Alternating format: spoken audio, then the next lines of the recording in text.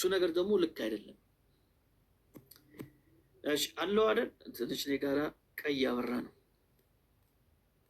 አለ። በደንብ ይሰማል። እኛ ጋር ሚዩት አድርጌ ስለማዳምጥ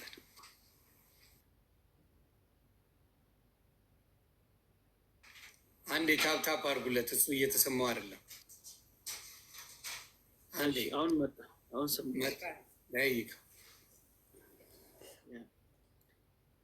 እሺ በብሉይ ኪዳን ውዳሴ ዝማሬ ይቀርብ የነበረው ለእግዚአብሔር ብቻ ነው። አንድ የተነሳ የመጽሐፍ ቅዱስ ክፍል ነበር። የእግዚአብሔር መልአክ በሚፈሩት ሰዎች ዙሪያ ይሰፍራል ያድናቸውማል የሚለው ቃል ማለት ነው። እዛ ጋራ ዳዊት ለመልአኩ እየዘመረ ነበር ወይ? አይደለም። የሚዘምረው ለማን ነው ከተባለ ይዘምር የነበረው ለእግዚአብሔር ነው። እግዚአብሔር በመልአኩ በኩል ምን አደረገ የሚለውን ነው የገለጠው እንጂ ለመልአኩ አልተዘመረም። ይህን ነገር ነው ያልተረዱት። አሁንም እኮ ዝማሬዎች ብታይ ለምሳሌ የሐናን ጸሎት እንደሰማ የእኛንም ጸሎት ስማ እየተባለ ሊዘመር ይችላል። የዳንኤልን ታሪክ አንስተ እግዚአብሔር የአንበሶቹን አፍ መልአኩን ልኮ ዘጋለት እግዚአብሔር ብለ ለእግዚአብሔር ነው የምትዘምረው እንጂ ለመልአኩ አይደለም የምትዘምረው። መልአክ የሚል ቃል ስለተጠቀምክ ወደ መልአኩ ትዘምራለህ ማለት ነው ወይ? አይደለም። ዳዊት በመዝሙሩ ላይ የሰው ስም ስለተጠቀመ እነዛን ሰዎች ጠርቶ አመስግነዋል ወይ? አይደለም። እንደሱ አይደለም። እግዚአብሔር በእነሱ ምን አድርጓል የሚለውን ነገር ነው ያነሳና ከዛ ክብሩን ለማን ይሰጣል? ለእግዚአብሔር ነው የሚሰጠው። አሁን ያሉት ዝማሬዎች ስንል እነሱ አይደሉም። ለምሳሌ ይለይብኛል ሚካኤል ይለይብኛል ነው የሚለው። አየሁ አይደል? ቀጥታ የሚዘምረው ወደ ማን ነው? ወደ ሚካኤል ነው፣ ወደ ቅዱሳን ነው። ሐዋርያው መነኩሴ የመረጡት ሥላሴ ዋስ ጠበቃ ሁናት ተክልዬ ለነፍሴ የሚለው ዝማሬ ቀጥታ ለማን ነው? ለተክለ ሃይማኖት ነው። ግንኙነቱ ከማን ጋራ ነው? ከተክለ ሃይማኖት ጋራ ነው።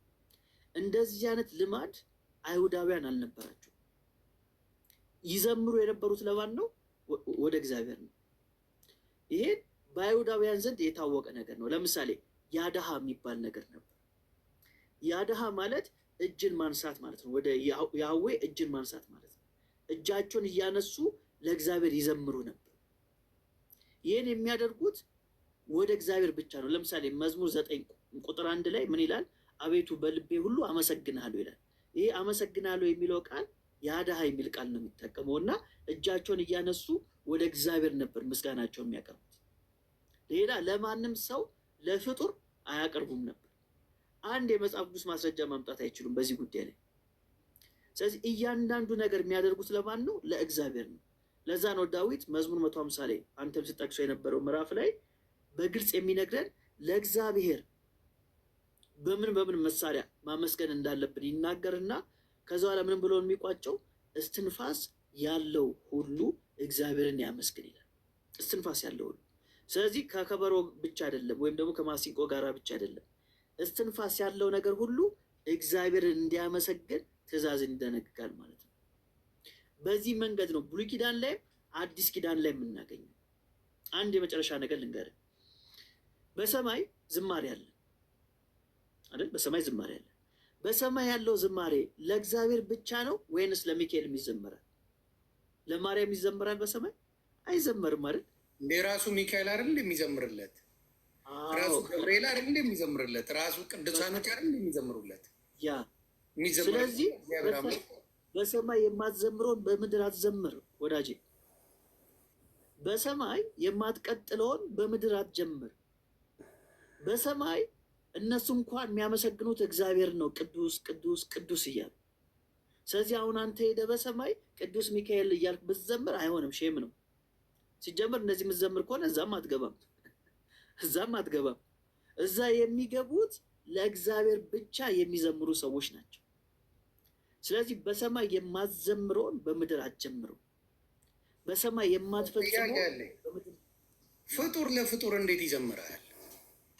በፍጹም ይሄ እኮ ኮመን ሴንስ ነው። ግን ጉልበት በግዴታ ምን አገባ ምን ችግር አለው የሚባል መጽሐፍ ቅዱሳዊ ያልሆነ የሚያስረግም ነገር ያለው ለዚህ ነው ኢትዮጵያ በጦርነት እድሜ ልኳን የምትኖረው። መጽሐፍ ቅዱሳዊ ነገር ቢኖርን ከዛ ሁላ ወጀብ እንወጣ ነበር። ለዚህ ሁላ ነው ቅስፈቱ ያለ። ለዚህ ሁላ ነው ኢትዮጵያ ድሃውን አይኖረችው።